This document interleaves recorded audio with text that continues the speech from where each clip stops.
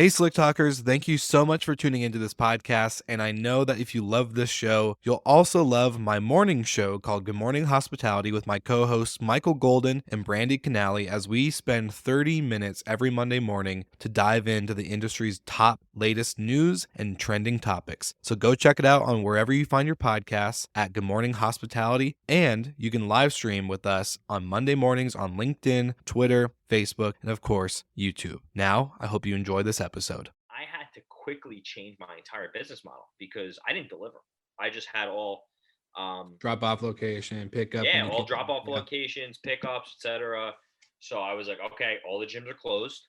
Let's just, quickly pivot to delivery.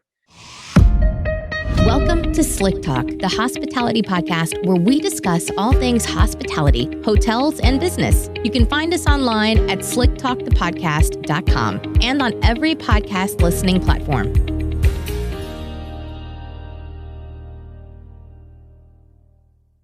All right, everybody, welcome back to Slick Talk, the hospitality podcast.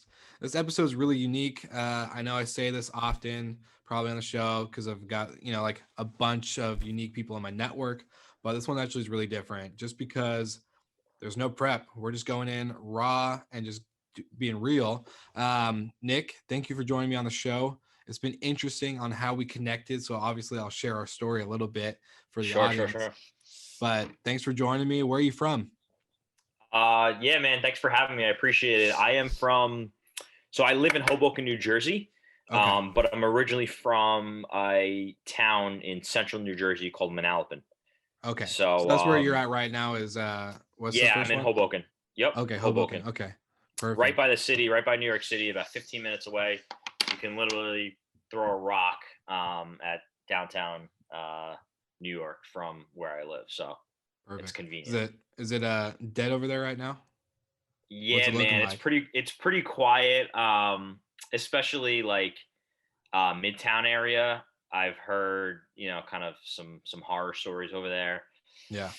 Just people aren't working, so there's, not many people in the city. People are moving out of the city, so they're coming into places like Hoboken, and they're going into the suburbs because if you're going to pay all this crazy amount of rent, like, why are you going to do it in New York City? You might as well, pay a little less, get more bang for your buck, and own something or rent something out. So, it's definitely a different world we're living in. 2020, man. Yeah, different vibe. It'll pick up though. Like, I think for sure. I think the first 6 months of 2021 is going to be a kind of a shit show, but going into, the last half, maybe we'll see some pickup. We'll see. Agreed. 100%. I think it'll bounce back for sure. Yeah, no doubt. Well, it's kind of cool because so you and I, for the audience sake, long story short, for all the Slick Talkers that have like followed along, Michael Chernow was on the show, big entrepreneur in the restaurant space, was on Gary V's podcast. The guy's been around for a while and did some cool stuff. And then that episode went out, and then you and I connected via Instagram, and we've been like, messaging back and forth and going back on just like your business and your concept of what you're doing in the food space, which is super cool. And we're going to jump into, but I just think it's kind of funny. Like, we've been not planning this for a year, but we've been back and forth. We started to try to record in April. I got activated, and so it was just hard to get, everything back into the grind. But now we're finally here, getting it done. Yeah. The power of podcasting is real. So it may take a year to get on the show, but it happens, and it's cool to see for sure, network. Man. I mean, listen, I like to call myself aggressively patient, like I always follow up with people. And I don't take it, personal if they don't get back to me, or I just know people are busy, right? There's so much going on in this world. And if you don't get back to me, within a couple weeks, couple months, couple years, and then eventually, we kind of connect again, then so be it. So I don't take anything personal. We're all kind of trying to build our own thing. So I don't take it personal at all. So a year later, and we're here. We made it. Well, let's jump in. Let's talk about what Ready Strong Meals is, your concept, and like kind of like I want to know your backstory leading up to it, because like you said, I think I was going to ask, do you think being aggressively patient has played a role into your entrepreneurism? But I think we should get into the backstory first before we jump into the deep topics. Yeah, for sure. So, I'll kind of give you the background, going all the way back from college, right? Like I graduated college. I graduated a college called Montclair State University in North New Jersey. And, what I wanted to do after school was I had no idea. Like I worked in restaurants, I delivered pizza, I worked for other people before, but I literally, like, you go into college and then you graduate and you're like, I don't know what to do. I just, I guess, I'm going to get a job. I'm going to get a salary. I'm going to make money. So I graduated with a business marketing and management degree. I was always good with people and selling and sales. So I was like, let me just go into sales. So I landed a job selling for a software company called AvePoint for about 4 years. And, it was good, made some money, but I really wanted to do something else. So a buddy of mine actually went to another software company, bigger software company called Salesforce.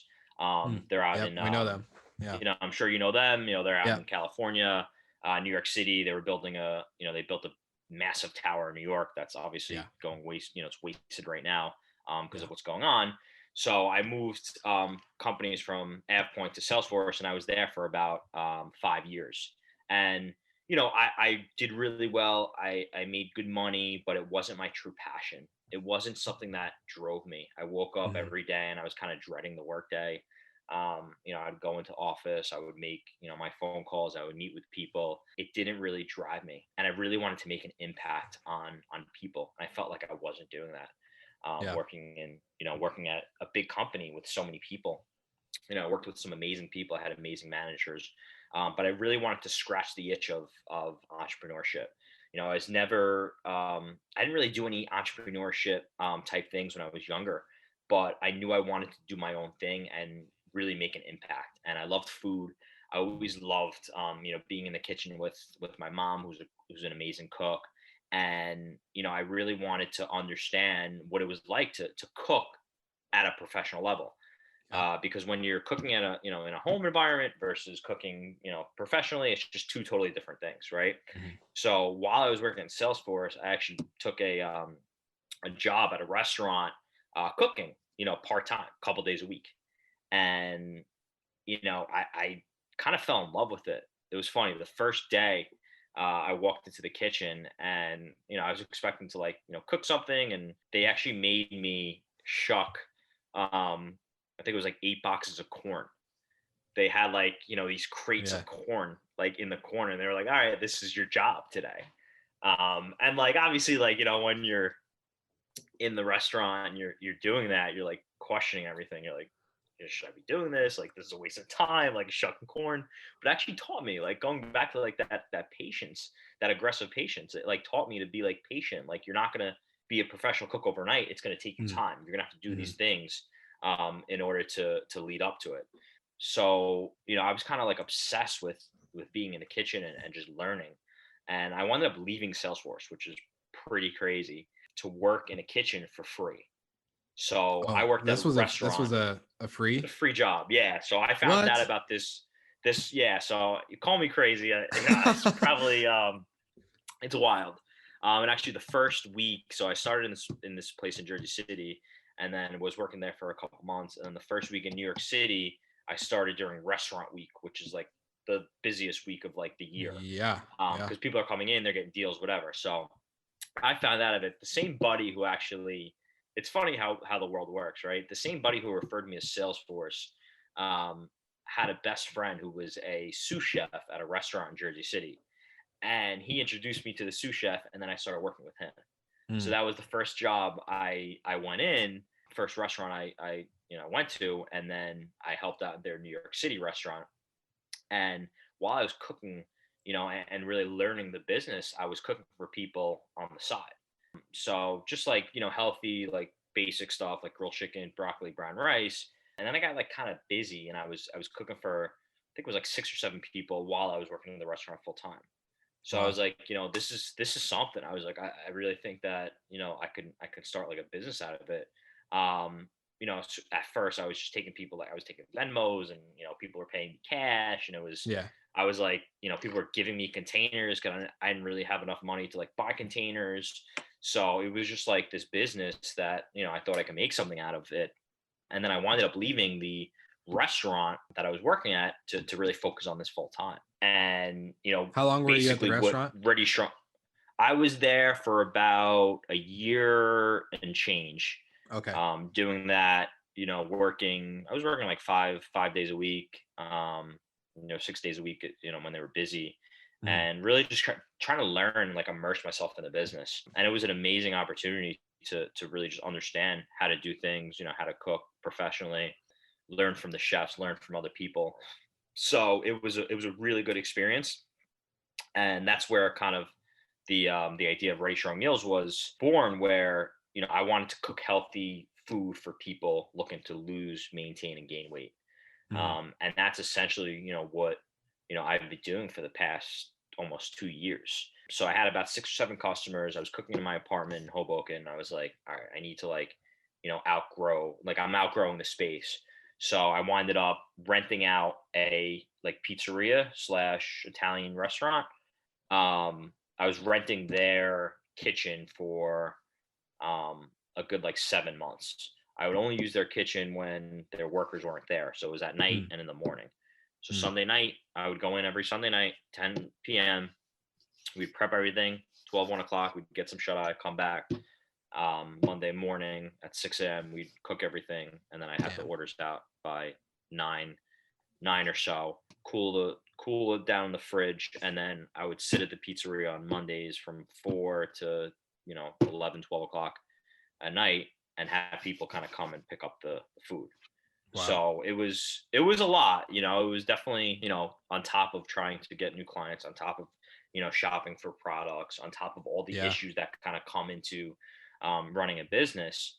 And I was Especially much smaller. starting it, like, yeah, Yeah, starting out starting such a it, it, small, it yeah, it's very hard, it's very challenging for people to pay you, um and you give them that experience. People that trust you with their money, right? Like, people are yeah, giving me their hard-earned money. So like, it was a lot of pressure for me to, I wanted to give them a really good product and a good experience. So yeah, that's why I would wait for them, and I would say, like, listen, like, this is, I'll wait for you, like, no problem, I can deliver to you, like, whatever you want. Like, I was obsessed with making sure that the customer was happy, and the food quality was great. And that's kind of the two things that are always what I think about every single day: food quality and customer service. Like, I mhm, want to make sure that my food is the best, and I want to make sure that my customer service is the best. So from there, I realized that, like, that's not scalable. Like, I can't sit at a pizzeria, yeah, or a yeah, restaurant, and have people like come, because what was happening was there were people that weren't showing up, and I'd have to hold the meals, or people are forgetting, or like them, saying, hey, I'll be there at 6 o'clock, and then not coming until 9 o'clock. So it just messes everything up. So I realized if I wanted to really scale it, I would either need to deliver to people, or have certain pickup locations where people come and pick up the food. And that's where kind of my salesman hat went on, was me approaching gyms and then using the gyms as pickup locations, so people yeah, can kind of come in and go. So for them, it's for the gym, it's another selling point for people, for their trainers, for the owner, etc. Like, hey, heck we yeah, have meal prep now at our gym, where you can kind of come, work out, pick up your meals, and have everything at your fingertips. So a lot of the gym owners, I built relationships with these gym owners, and then I would essentially put fridges in these gyms, and people will come and pick up their meals, so they can come whenever the gyms are open. And that's been actually pretty good. It's been pretty solid. Fast forward until March, where yeah. coronavirus Well, I was gonna, can I, took out can I my ask you? entire business model, right? So go Yeah. ahead. I was gonna say, can I ask you a question? Because you're are you no longer at the pizzeria? Like, you have a kitchen now, right? Like, I've Yeah, so seen I I've rented seen out. some So I'm stuff renting on. out. Yeah, for sure. So I rented out so I'm no longer there. I rented out another kitchen. I went to another spot in Jersey City, and now I'm in a bigger kitchen in Union City. Okay. So I rented out as well. I'm still renting. Mhm, They're a catering company, and they were looking for another tenant, mhm, because mhm. they got actually, they were losing a lot of business with coronavirus, so they needed Yeah. another person to help. So it actually worked out, in my advantage, where I get bigger space, more, commercial refrigeration space, more space for us to cook and prep. And, now I'm there. So can I ask how many meals are you prepping, like a week or a day? Like how many meals so on going a out? weekly basis, we're doing anywhere from 2 to 300 per week Meals, like across separate meals. meals. Yeah, like Damn. single meal. Yeah, Yeah. meals across like 30-35 people. Wow. And it's pretty consistent. Like I'll do, any given week, I'll do 200, 250, 260, etc. So it's it's pretty consistent. At first I was doing like 30 or 40 meals, and then just with time, Yeah. being, like I said, aggressively patient, you kind of put those things in place. You build relationships with people, you start selling, you start marketing. They start referring people Eventually, maybe. exactly, yeah. I mean, Yeah. referral Yeah. is my biggest source still. Yeah. Is word of mouth. Like, people repost my food, and they see that it's good food, and they, people trust other people, opinions. Mhm. So yeah, it's been interesting. To Yeah. say the Let's least. fast forward to So March fast now. Like, forward to yeah. 2020, coronavirus, like, everything's going great. Like I just landed an account with Walmart e-commerce. They're Oh wow. they were originally Jet.com, and then Walmart e-commerce acquired Jet. So, I got a fridge in that location in Hoboken. They're like a corporate, office. I think like 2,000 people in that office. So, I had like 7 or 8 people like ordering consistently. So I was like on pace to do like 500 meals. Like, it's amazing, whatever.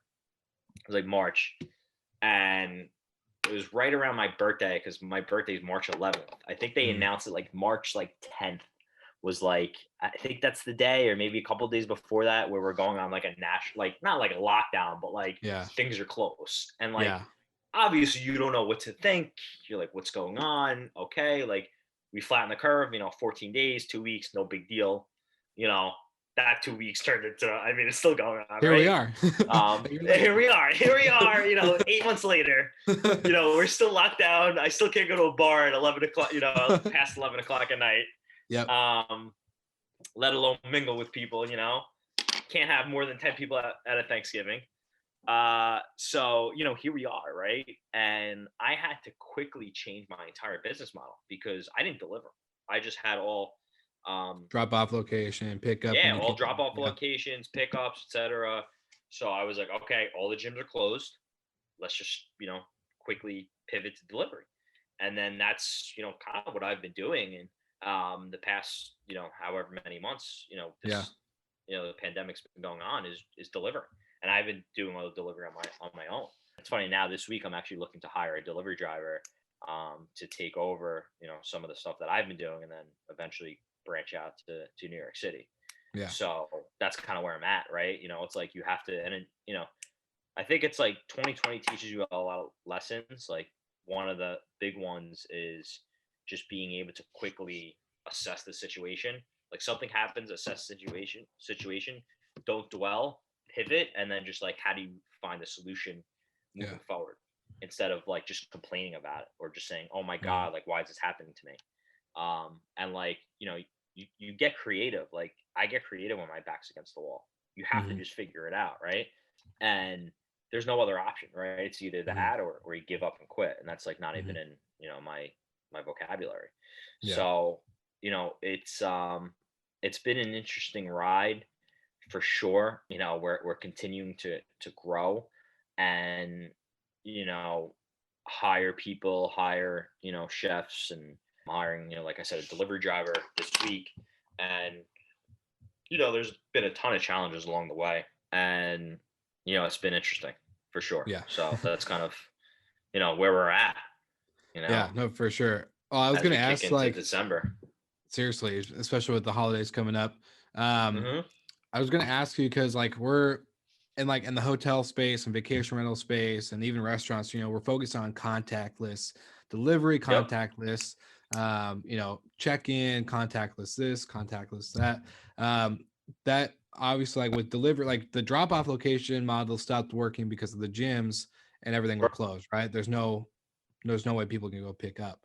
So with delivery, you weren't doing any like third party service app or anything. It was just all you. No, the reason why I wasn't doing any third party app was because I'm still a small business, and for like a Grubhub or Seamless or like any of these other platforms to take 30% out of my pocket, Too much. I was like, you know what, like maybe when I get bigger, like eventually, but I'd rather control everything and have everything in house as opposed to like outsource it, lean on somebody else, and then have that 30%, kind of in my, like, I don't want, to rely on something on another platform and then have to like them take out like 30% out of my pocket.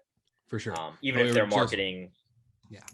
No, we were just talking about that the other day. Like, and I'm in this hospitality group with like other restaurateurs and hotelier stuff, and we're talking about like it's an unsustainable model. And so, especially with the hidden fees on top of it, and it's like you're not only getting 30%, but like a processing fee and a delivery this and a monthly. And I feel bad for a lot of these restaurants that like they lean on these platforms and these systems to help them grow. So like even as a consumer, I'm always calling the restaurant directly.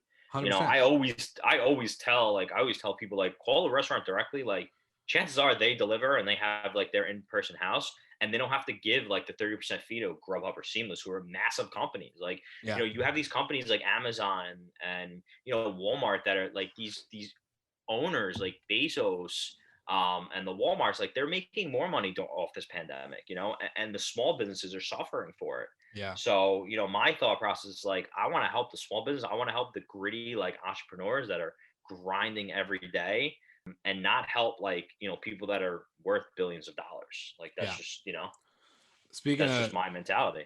No, for sure. And speaking of like Instagram, I saw somebody post, I think it was you or it was actually a person. I don't know if it was I'm trying to think of who posted, but anyways, it was somebody said, to whoever put $50 of product in their cart on my online shop, you just paid for half my groceries this week. Thank you so much. Like legit, like small business owner, realness. And it's like I think about that often because we think, COVID sped up a lot of the stuff that was happening in the industry of hospitality, hotels, restaurants. Like we were already integrating to contactless and to like touch, less touch points for guests and less, more automated processes and stuff like that. Sped it up a lot, like an amount, like years of stuff that we were going to do in the industry has been sped up. But like you said, the small business owner that isn't able, they're not making millions to integrate, all these things, and they're our mom and pop shop or a family business, or just people that the clientele don't want to use this product. They like the human close interaction. Interaction. Yeah. Exactly. So it's just crazy to see, like the amounts that people like Grubhub and other companies are getting away with on that, like charge to the owner or the business is like, dude, you're killing all profit. Like profit margins are hard enough. Profit margins are thin, right? And the rest are like a lot of people, oh, you must be making so much money. You're doing all these meals, blah, blah. No, not really, right? After overhead, food cost, marketing, right? Labor, you're running on a thin margin. Okay. There's a lot that goes into it. I'll have thousands of dollars in sales on a weekly basis, but there's a lot of other things that you don't really, kind of take into account. You're running on thin margins. So to be able to give 30%, to a Grubhub or a Seamless, it's just crazy to me. Like a lot of these business owners, like you said, like this is their lifeline. Like this is their livelihood. Like, they have families to provide for. They have, people to, feed. Like me, I'm single. I live pretty humbly. I worked at corporate jobs. I've saved money. I have, I have like a little bit of a safety net. God forbid something happens. Whereas a lot of these people, like they don't, like this is the business that and they've spent 20, 30 years building up to have, it be taken away from them. So it's a crazy time. And like going back to like the hotel industry, like so I also own a catering company, with a partner of mine who works in the hotel industry, and he was in the union. And it's a buddy of mine who, I grew up with. So one of my best friends, and he was in the union and, making great money. And then all of a sudden this pandemic hit and he's laid off. Yeah. And now he's got to find, another option. And we got a little busy with we were doing outside like weddings and graduation parties and things like that, but that's not consistent, right? No, So now it's like, he has to literally change an entire career for the time being. Who knows when the hotel industry, the banquet industry is gonna be busy again. Could be a year, could be 5 years, could be six. I don't know. We said this is like 2 weeks, right? Like, okay, 14 days to flatten the curve, and now like you said, look at us now, right? Yeah. We're still kind of on a mini lockdown. We still can't do certain things, and it's crazy. It's wild. No, we've had experts on the show talk about the recovery in that sense, like event space, conventions, banquets. We're not seeing anything until 2022, 23, like real recovery, like 2019 numbers. And it's like, and I had a hotel guest on the show. They're based out in Chicago, and they said they've been closed since March. They are not opening or planning to open till the later half of 2021 because it costs them less money to be closed. $1 million a month in utilities, $1 million a month, no staff. That's just a month in utilities for 1,200 something rooms. Yeah, $1 million a month. That's 12. That's 12 a year just to be closed. So it's like, and so they're like, it's in order for us to open and have staff, and then of course only be occupied 10% of our 1,200 rooms. And I think it's gonna change the industry, right? It's like, if you're a retail, like, brick and mortar location, you have to be thinking, all right, how do I, like, if you're not delivering nowadays, like if you're not delivering pre-coronavirus, like, what are you doing, right?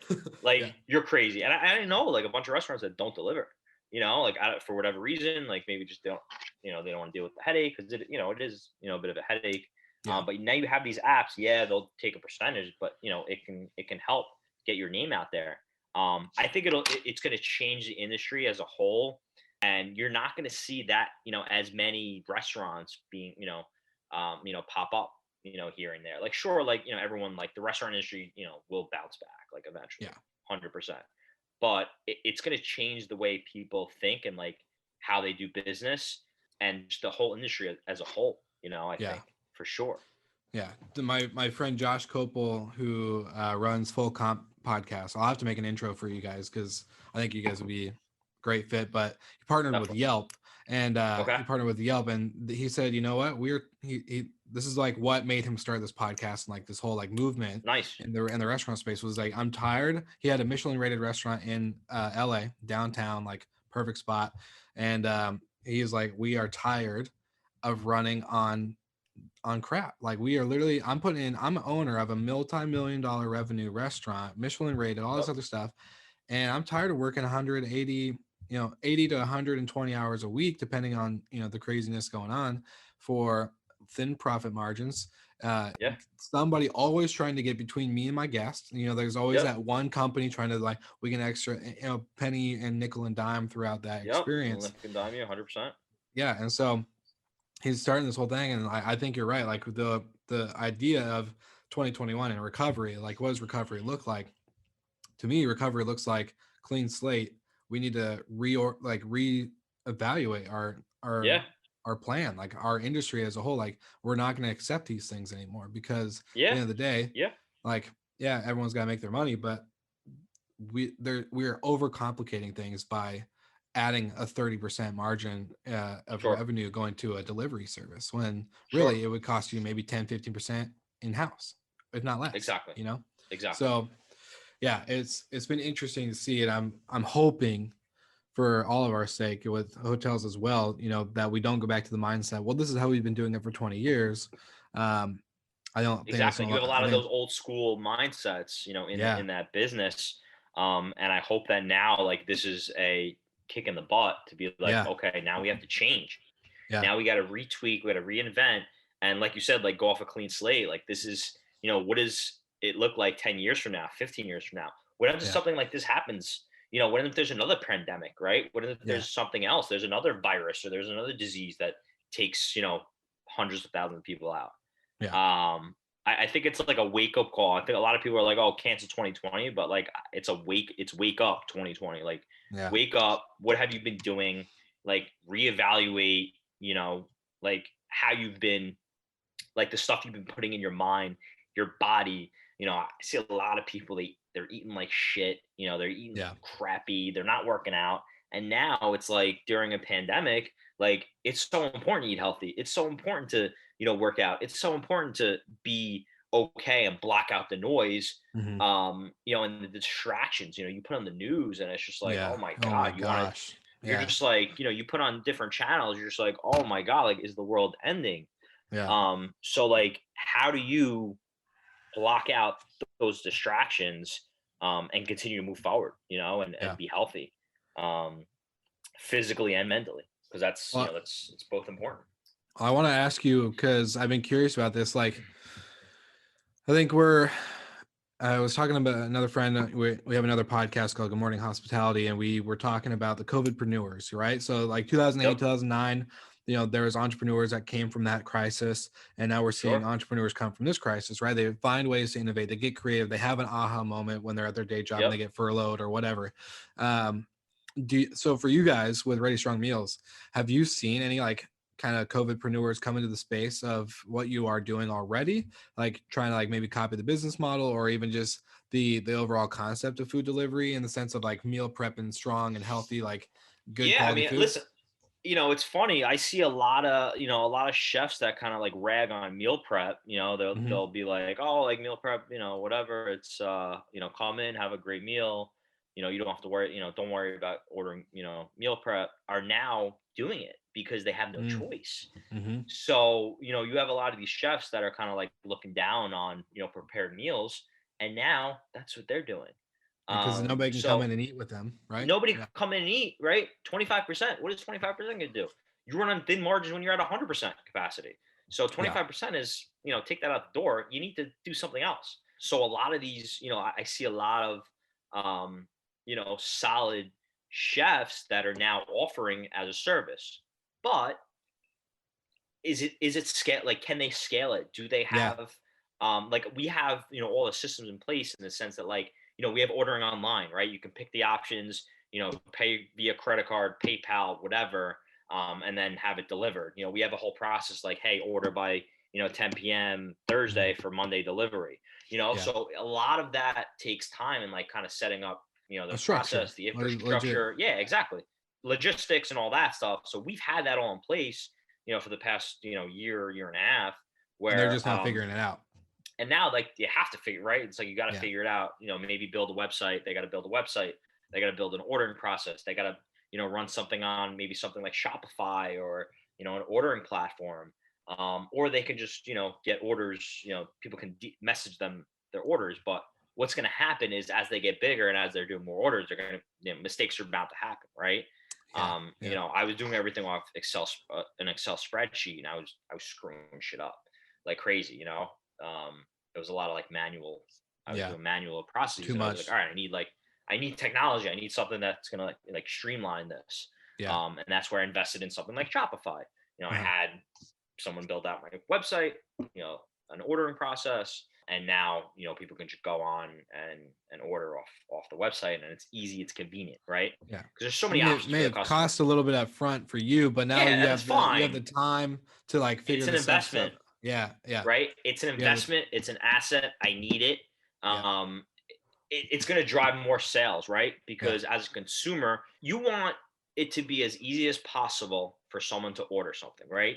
You don't want to have to message somebody, hey, I want this, or, I want that. I want to go on a website. I want to click what I want. I don't want to talk to anybody and then know that it's going to come to my door, or, whether I'm picking it up, whatever, at a certain time and day. You want to make it as easy as possible for the consumer, because there's so many other options out there, right? There's so many people trying to take your customers.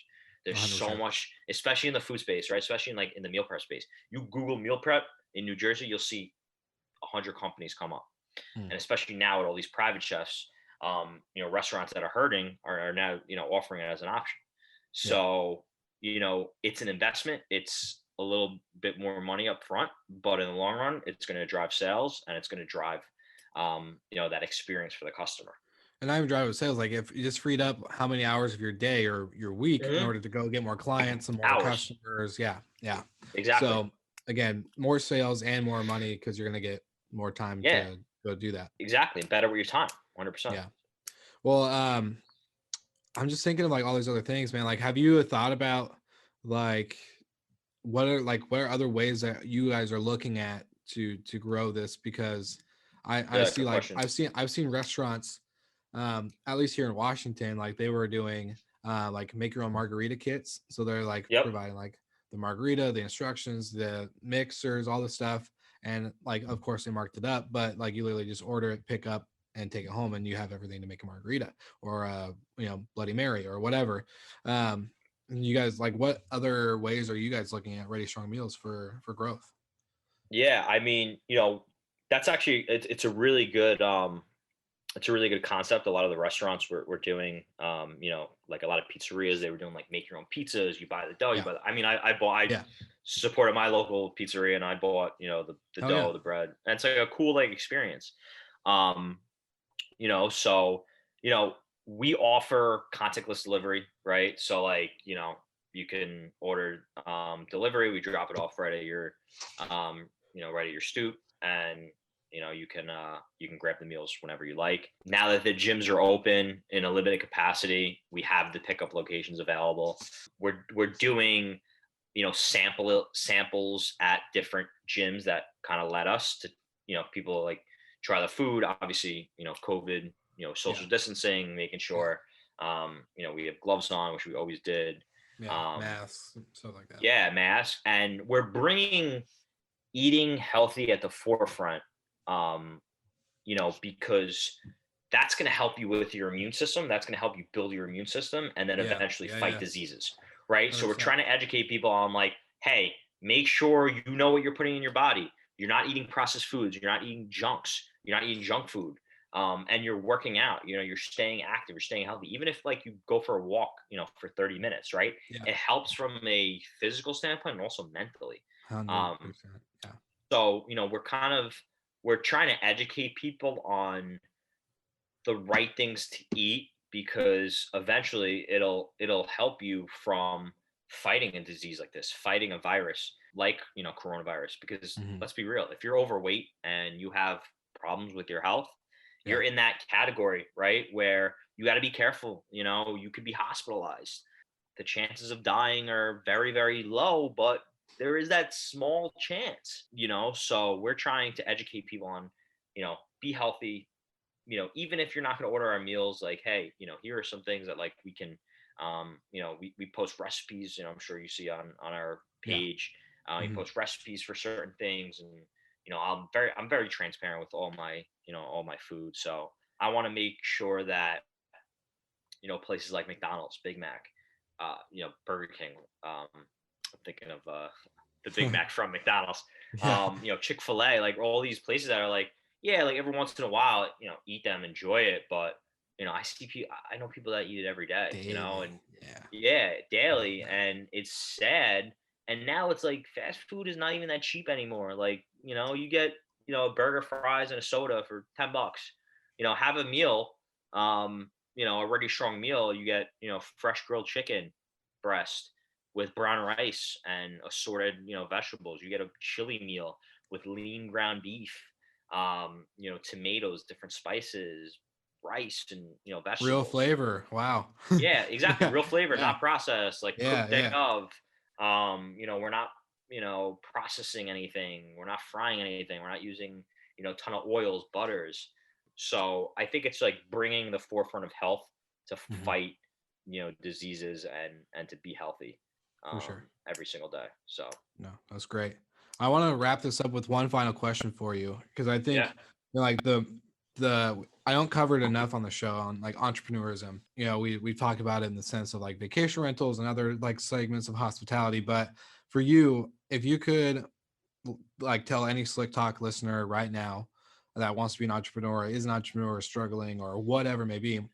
Yeah. What's like one thing that you could take away from your whole experience in these last 2 years or 3 years of doing Ready Strong Meals, and like that can be applied to anything, like whether it's a software company or that they're starting up or they're, selling something out the back of their car or whatever.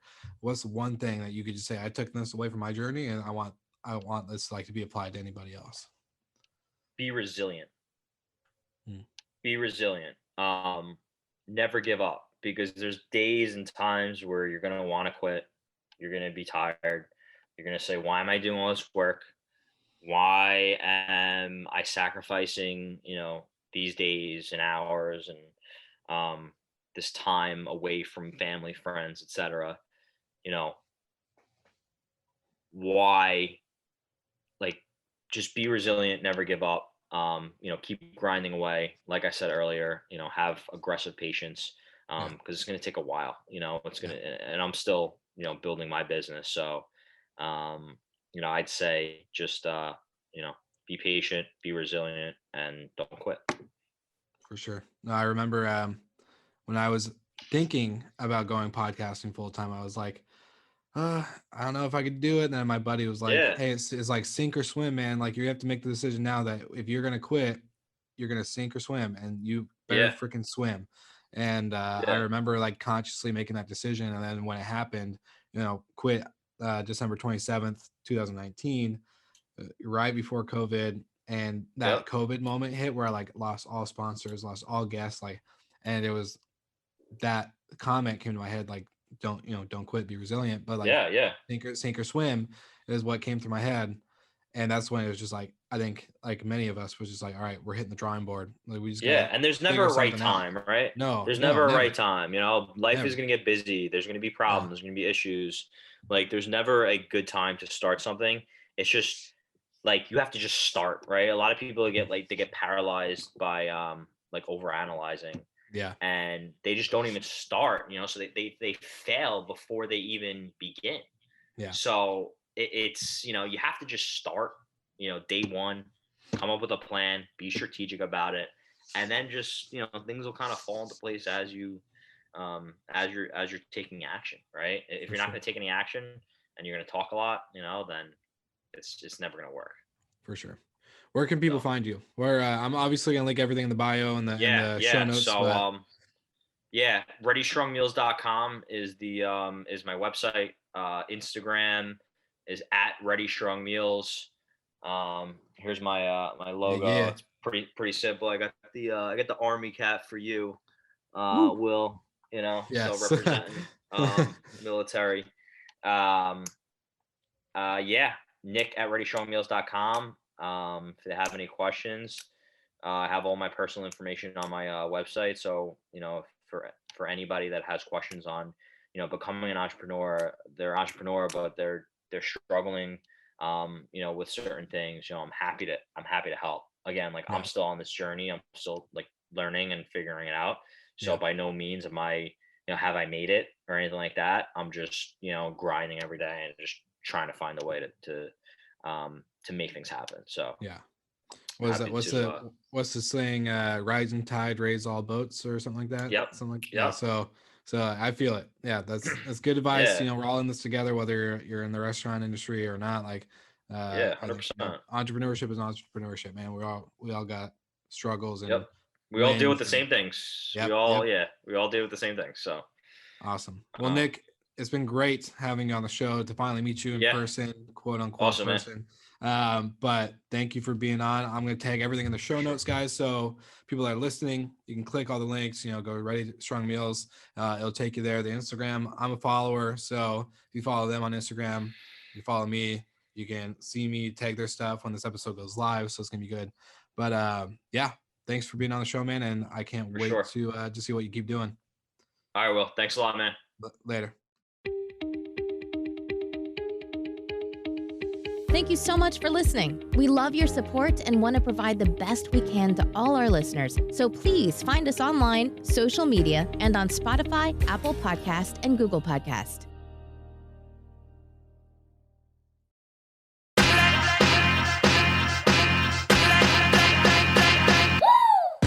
What's up, everybody? If you've gotten this far into the episode of Slick Talk, the Hospitality Podcast, then you are amazing, and thank you so much for tuning in. We want to send you two places really quickly. If you can, check out the show notes and click the hospitality.fm link. Check out all of our other shows on the podcast network. And don't forget, if you have someone that you want to hear on the podcast, then fill out the guest fill out form so that way we can get them on the show. Thank you so much for tuning in, and I hope you enjoy another episode of Slick Talk, the Hospitality Podcast.